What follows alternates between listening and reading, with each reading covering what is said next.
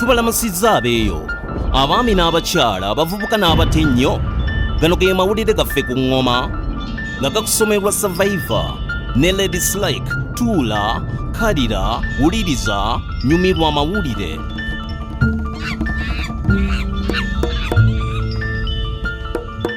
Ekitongole kya Uganda Communications Commission kyalangiridde buto ti Uganda netegefu okudda ku nkula ya TV eya digito. Omwezi gwa Juni nga 17 yali nsalesale y'amawanga 198 agali wansi w'ekitongole kya International Telecommunications Union okukola enkyukakyuka yonna. Okuggyako omukutu gwa analog ogwali mu buwanvu bwa kilomita 6 gwasooka kuleeta butali bumativu n'okwekalakaasa wakati w'abalabi ba TV, bannabyabufuzi ne bannannyini makampuni ga TV agawera. Mu mwezi gwa Juni ekitongole kya UCC kyatwalibwa mu mbuga z'amateeka olw'okuteeka ebibuga bya Kampala n'Entebbe ku digito nga tebinneeteekateeka. Oluvannyuma kkooti yejjeereza ekitongole kya Uganda Communications Commission n'egiwa olukusa okubunya enkola ya digito mu Uganda yonna. Kati emirongooti 17 mu byalo giri bulindaala okutambuza enkola ya digito mu bitundu ebiri ebweru wa Kampala. Naye wabaddewo okweraliikirira nti ebbeeyi ya dikooda yandiremesa bamufuna mpola okusobola okweyunga kw'eno enkola. Naye bannayuganda bakibakoledde nga mbwa mu lufula. Gavumenti yaggyewo emisolo ku zidikooda basobole okuzigula. Okukyusa enkola ya analog mu Uganda ne Kenya bibadde byakusika mugwa. Era mu nsi zombi kooti z'amateeka ze zaalamula. Naye nga mu Tanzania ne Rwanda bitambudde bulungi ddala. Entambula y'eggaali y'omukka yaleetebwa bakulembeze b'amatwale ku ssemazinga Africa era nga yatandikira mu Misiri mu 1852 mu kibuga kya Alexandria. Ensonga y'okuzimba oluguudo luno yali yakututumula byabusuubuzi n'okwefuga ebyobugagga by'omu ttaka awamu n'ebyamaguzi. Naye mu bibuga bya Africa ebisinga eggaali z'omukka lwafuuka lugero era nga kati emmotoka za takisi y'entambula y'olwaleero. Naye kati waliwo eggaali y'amasannyalaze mu kibuga kya Addis Ababa nga yesokkedde ddala mu kitundu kya Africa eky'abakaddugala. Eno eggaali y'amasannyalaze bwaguuga erina obusobozi obutikka abantu 60,000 okubaleeta mu kibuga. Kati abasabaze basobola okugirinnya okuva mu bitundu eby'enjawulo ku kitundu kya dola yaleeyisa okusinga takisi eziriyo. Eno eggaali ekola okuva ku ssaawa 12 ez'okumakya paka ku 6 ogw'ekiro era nga amasannyalaze gaayo gava mu biyiriro. Eno pulojekiti eyawuuta obukadde 475 obwa dola yava mu nkolagana y'ensi ya China ne Ethiopia. Abachina be bakola ku nteekateeka ezisooka ku luguudo lw'eno eggaali n'okuwanyisa obumanyirivu wakati w'ensi zombiriri.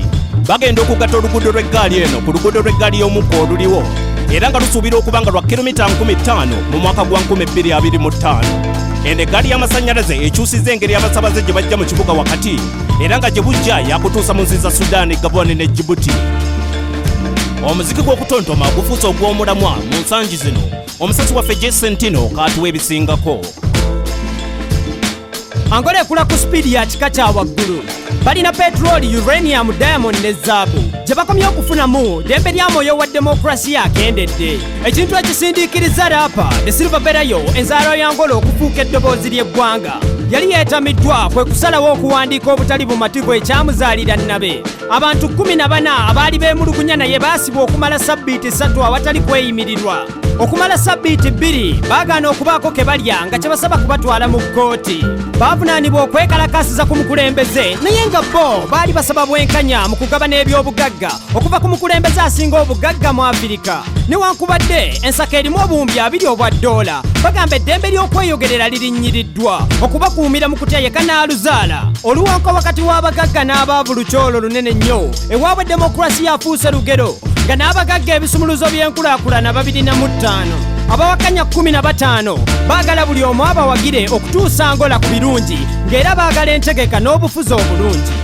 Sigadde nze Jesentino ngamba weereza ku Newsbeat. Webale nnyo Jesentino okatutuusaako. Ati asinga kigambibwa nti entandikwa ye yali ku street okugeza ng'amazina agasinga gaba ku ngoma ezikolebwa mu ghetto.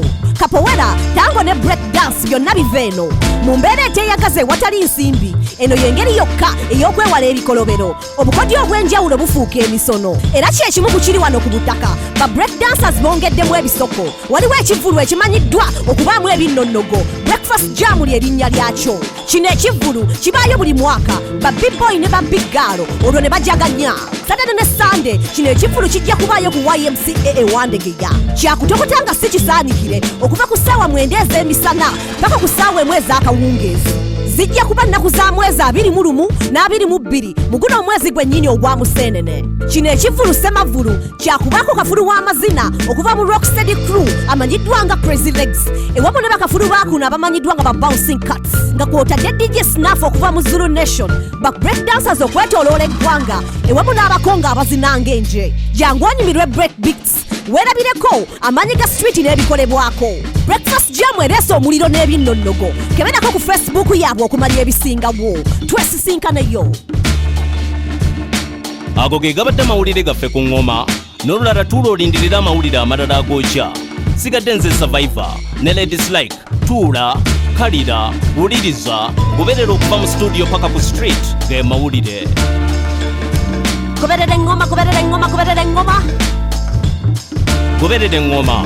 Goberera engoma, goberera engoma, goberera engoma. Goberera engoma.